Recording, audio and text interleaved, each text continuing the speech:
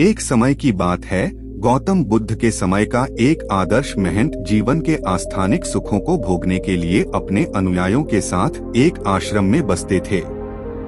यह महंत धर्म के मार्ग पर चलने की बातें करने वाले सन्यासियों को नकारात्मक विचारधारा से मुक्त करने का प्रयास करता था।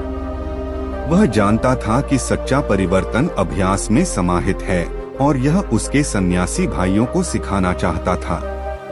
एक दिन उस आश्रम में एक युवा सन्यासी शामिल हो गया। वह युवा सन्यासी उदासीन और कार्यशील नजर आ रहा था। महंत ने उसे देखा और उसकी संदेह भरी आंखों को समझा। महंत ने उस युवा सन्यासी को अपने पास बुलाया और कहा, बेटा, तुम्हारे चेहरे पर तनाव और निराशा की झलक दिख रही है। तुम्हारी आत्मा में क्या समस्या है?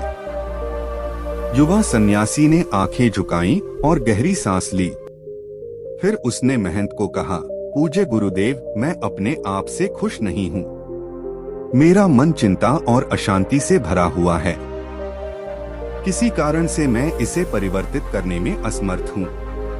कृपया मुझे इस बारे में राहत दें। महंत ने युवा सन्यासी की ओर ध्यान दिया और कहा, बेटा, जब तक तुम अपने आप में परिवर्तन नहीं लाओगे, तब तक कोई बाहरी बदलाव तुम्हारी मदद नहीं कर सकता।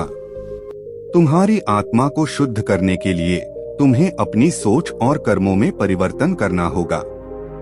युवा सन्यासी ने महंत की बातें सुनी और गंभीरता से सोचने लगा। उसे यह समझ आया कि वह अपने सोचों, विचारों और कार्यों को बदलकर खुद को बदल सकता है। इसके बाद से युवा सन्यासी रोजाना अपनी साधना करने लगा। वह अपने मन को संयमित करने के लिए ध्यान का अभ्यास करता था।